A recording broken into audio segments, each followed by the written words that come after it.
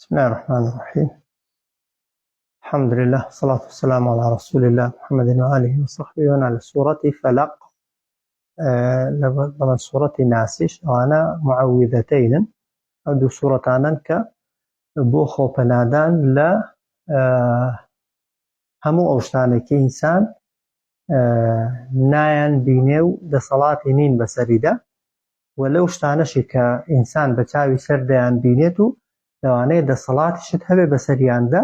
بەڵام ئەگەر خۆت بدەی بەدەستی خوا و خۆت تەسلیمی خواکەی، خوای گەورە لە خۆت بەدەسەڵاتدارترە و لە خۆت چاکتر دەتپارێزێ. بۆیە پێغەمبەر صلی الله عليه وسلم تا ئەو سوورەتانە نهاتبوونە خوارێ زۆر جار بۆ ئەو کەسانەی کە چاویان لێ دەدرا،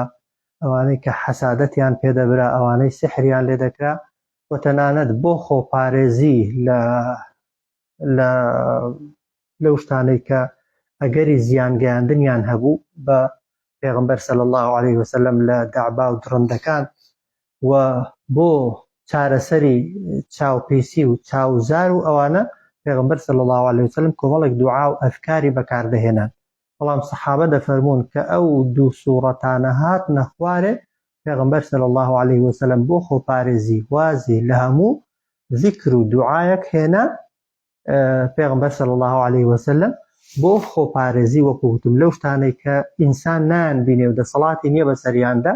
هەر ئەوانەی بەکاردەهێنا، و هەروەها بۆ شتانەشی کە شتی دیارن و ئینسان دەکرێت بیان بینێت و لە ناویشیان ببا، بەڵام پێغەمبەر صلی الله عليه وسلم هەر ئەوانەی خوێندوون. جا پێغەمبەر معلومە صلی الله عليه وسلم لە ژیانیدا پیاوێک بە ناوی لەبیبی کوڕی ئەعسەم طبعا جادووی لێ کردووە بە پارەی بتپەرستەکانی مەککە کە بەکرێیان گرتووە، چونکە یەک لە توهمەکان کە بۆ پێغەمبەریان هەڵدەبەست پێیان دەگوت ساحیر، جادوگەر، بۆ ئەوەی طبعا پێغەمبەر تووشی هێندێک حاڵەتی تایبەت کەن کە لە حاڵەتی ئینسانی ئاسایی نەچن، ئەو پیاوەیان بەکرێ گرت کە سحرێک لە پێغەمبەر بکە بۆی بۆ چوونەکەیان تۆزێک باوەڕ پێکراو بێت و خەڵق قەناعەتیان پێ بکە. فعلەن لە پەتێک کە دەڵێن 11 گرەی لێداوە لە ناو شوژنێکدا لەیەکی هاڵاندون، و طبعا سحرەکەی لە پێغەمبەر کردو و لە بیرێکدا هەڵی داوەتە قوڵایی بیرێکی بەوەی بە زەحمەت بێتە دەرێ. شوێنەواری سحرەکەی لەسەر پێغەمبەر هەبووە یان نەبووە، بێگومان طبعا ڕەئی بەقووەت ئەوەیە کە نسبەتێک شوێنەواری لەسەر پێغەمبەر دروست کردووە بە شێوەیەکی ڕێژەیی، بەڵام زوو خوای گەورە لە ڕێی جیبریلەوە پێغەمبەر ئاگادار دەکاتەوە کە سحرت لێکراوە، سحرەکەش لە فلانە شوێنەیە. پێغەمبەر صلی الله عليه وسلم دوو لە سەحابەکانی دەنێرێ، طبعا لە بیرەکەی جادوەکەی دێنە دەرێ. پێغەمبەر صلی الله عليه وسلم طبعا زۆر بە ئەوەی طبعا گرێەکان لێ دراون، پێغەمبەر هەر ئاەتێک دەخوێنێتەوە، قل ئەعوذ برب الفەلق، گرێیەک دەبێتەوە، ئاەتی دووەم دەخوێنێتەوە، گرێیەکی دیکە، کە بە هەردوو سوورەتەکان 11 ئاەتن، لەگەڵ هەر ئاەتێکدا گرێیەک دەبێتەوە. پێغەمبەر صلی الله عليه وسلم دەسێتەوە سەر حاڵەتی ئاسایی خۆی. جا ئەوە بۆ پێغەمبەرش بۆ خۆی کە کەسێک نەخۆش کەوتووە، گوتویانە بە تایبەتی حەسەن و حوسەین کە نەخۆش کەوتون و پێغەمبەر زۆر خۆشی ویستون و زۆر دڵی پێوە بوون، زۆر ئەو تەعەووذاتانەی بەسەردا خوێندون، و خۆی زۆر جار کە نەخۆش بووە ئەو تەعەووذاتانەی بەسەر خۆیدا خوێندون و فووی بە جەستەی خۆیدا کردووە، و هەش بووە خەڵکی نەخۆشیان هێناوە بۆ لای پێغەمبەر صلی الله عليه وسلم ئەو تەعەووذاتانەی بەسەردا خوێندون. بۆیە تەعەووذات یعنی خۆ تەسلیم کردن و خۆ دەستدانە دەستی خوای گەورە. ئەگەر قەناعەتی کولیت بەوە هەبێ و بە یەقین و ڕاستی ئەمە تەعەووذاتەکان بخوێنی، بێگومان بەهێزترین چەک و سیلاحی ئینسانی ئیماندارن بۆ پاراستنی ئینسان لە هەموو موسیبەتێکی دیار و نادیار، ئەوەی دەیزانین و نایزانین، ئەوەی ئینس و جن بەسەرمان دێن. جا دەفەرمێ قل، پێیان بڵێ ئەی محەممەد صلی الله عليه وسلم، ئەعوذ، ئەو دوعایە، خۆم پەنا دەدەم، خۆم دەپارێزم برب الفەلق، بە پەروەردگاری بەرەبەیان. وان خۆخوا هەر خوای بەرەبەیان نییە، و خوای هەموو کاتەکانە، بەڵام لە بەرەبەیانیاندا طبعا خەڵکی خراپ و خراپەکار هەوڵی ئەوەی دەدەن تۆوی خراپەی خۆیان بچێنن بۆیە خوای گەورە لەناو کاتەکاندا ئەو کاتەی هەڵبژاردووە قل ئەعوذ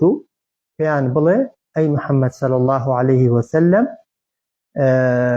خۆم پەنا دەدەم بە پەروەردگاری بەرەبەیان وێندێکی دەفەرمونە ها بەرەبەیان لەبەرەوەی خۆری تێدا هەڵدێ دنیای تێدا ڕووناک دەبێتەوە تاریکی لا دەبا ئەگەر کەسێک ئەو سوورەتەی بخوێنێ و دەبێ ڕێک پێی وابێ کە ناخۆشیەکەی ناڕەحەتیەکەی کۆتایی دێت و لە تاریکاییەکەی بۆ دەبێتە ڕووناکی ناخۆشیەکەی بۆ دەبێتە خۆشی موسیبەتەکەی بۆ دەگۆڕدرێ بە خۆشی قل ئەعوذ پێیان بڵێ خۆم پەنا دەدەم برب الفلق بە پەروەردگاری بەرەبەیان من شەری لە زیان و زەرەری ما خەلق هەر شتێک کە خوا دروستی کردووە مەخلووقێکی خوا دروستی نەکردوێ بێگومان نا بۆیە بۆ هەموو شتێک دەبێ ها من شەری لە زیان و زەرەری ما خەلق هەرچێک کە خوا دروستی کردووە چونکە شەیتانش خوا دروستی کردووە ساحریش خوا دروستی کردووە ئەوەشی چاوت لێ دەدات و وەک دەڵێ حەساتت پێ دەبا خوا دروستی کردووە و ئەوەی باس شت دەکات بە خراپە خوا دروستی کردووە ئەوەی دەیەوێت بتکوژێ و ناڕەحاتی شتکە فەرزەن هەر خوا دروستی کردووە وایە بۆیە خۆم پەنا دەدەم بە پەروەردگاری بەرەبەیان لە زیان و زەرەری هەر شتێک کە خوا دروستی کردووە مارە دوو پشکەیە جادوویە سحرە هەرچیەکە ومن شەری و لە زیان و زەرەری غاسقین تاریکایی ئیدا وەقف ئەو کاتەی پەرە دەستێنێ خەڵکی خراپ و ناحەس و جنۆکە و شەیاطینەکان ساحیر و جادوگەرەکان کەی سحر و جادوەکانیان دادەنێن لە شەوانەدا جنۆکە و شەیاطینەکان کەی بڵاو دەبنەوە لە تاریکایی شەودا زۆرتر دوژمنێک بێ بتکوژێ دزێک بێ دزیت لێ بکە لە چ کاتێکی دادێ زۆرینە لە کاتی تاریکایی شەودادێ ومن شەری لە زیان و زەرەری غاسقین غاسق تاریکایی ئیدا وەقف کاتێک کە پەرە دەستێنێ خودی تاریکی بۆ خۆی هیچ زیانی نییە خواوەکو ڕەحمەت دروستی کردووە وایە مەبەستی ئەوەیە لە زیان و زەرەری ئەو خراپانەی لە تاریکاییدا دەکرێت لەنا بۆ خۆی تاریکاییەکە خوا بۆ ئەوەی هێناویەتی ئیسراحەتی تێدا بکەی ومن شەری و لە زیان و زەرەری غاسق تاریکایی ئەو کاتەی پەرە دەستێنێ ومن شەری و لە زیان و زەرەری النەفاثات ئەوانەی کە فوو دەکەن فی العقد بەگرێکاندا جادوو لەناو جادوشدا بەتایبەتی جادوو سحری تەفریق و لە یەکترکردن ڕەشکردن بەستن وەک دەڵێ ناشرینکردنی دوو کەس لە پێشچاوی یەکتری زۆرتر بەهۆی گرێەوەیە بۆیە لە مەجلیسی ژنمارەکردنشتی جاران نیان دەست کەس پەتی پێبێت و چونکە پێیان وا بۆ گەر کەسێک پەتی پێبێ و لەگەڵیدا یان تەسبیحی پێبێ بە ئەگەری ئەوەی نەوەک کەسەکە بەتەما بێ بەوەی شتێکی بکە ومن شەری لە زیان و زەرەری النەفاثات ئەوانەی فوو دەکەن بەگرێکاندا مڵەسی جادوگەرەکانە ومن شەری و لە زیان و زەرەری حاسد ئەو کەسەی حەسوودی دەبا ئێرەیی دەبا حەسوودی چییە؟ ئەوەیە کە لە دڵەوە کەسێک تەمەنای ئەوەی دەکا ئەو چاکەی کە لەگەڵ کراوە خوا لێت بستێنێتەوە جا حەسادەت نەوعی هەیە تەبان ئەوەی دەبێتە چاو پیسی زۆر خەتەرە ئەوەیە کە کەسەکە جاری وایە ناخی هێندە پیسە کە خوا چاکەیە کرد لەگەڵ دەکا لە دڵەوە خۆزگە دەخوازێ و داوا دەکا لەنا خودی چاوەکە هیچ نییە چاوی هەموو خەڵکی وەکویەکە خودی چاوەکە پیس نییە دڵەکە پیسە ناخەکە پیسە دوعای شەڕی زۆر جار سەر دەگرێگە کەسەکە زۆر بەدڵ کردی لە دڵەوە دوعا دەکا کە خوا ئەو چاکەی لێ بستێنێتەوە جا ئەگەر بۆ تۆش نەبێ ئەگەر بۆ ویش نەبێ بەس حەزی لێ تۆش ئەو چاکەیە ئەو نیعمەتت نەبێ ئەوە حەسادەتە هەرە خراپەکەیە جاری وایە کەسەکە حەسوودیت پێدەبا بەوەی کە ئەوەی ئەتۆ هەتە خوا لێ بستێنێت و بیدا بەوی ئەوەش هەر حرامە تەبان هەر بەڵام چاوپیسیەکەی بەقەدەر ئەوەی یەکەم نییە جاری واشەیە کەسەکە بەس تەمەنای ئەوەی دەکاوەکو تۆ بێ ئەویش لە شتی دنیاییدا ڕێگە پێدراو نییە بەڵام لە شتی قیامەتیدا ڕێگە پێدراوە لە هەموو حاڵەتەکاندا بەو تەمەنای هەر ناگەیێ ئەگەر شتی چاکیش بێ بە خۆزگەیەکەی هەر ناگەیێ دەبێ هەوڵی بۆ بدەی بەڵام بەنیەتی لەوەی کە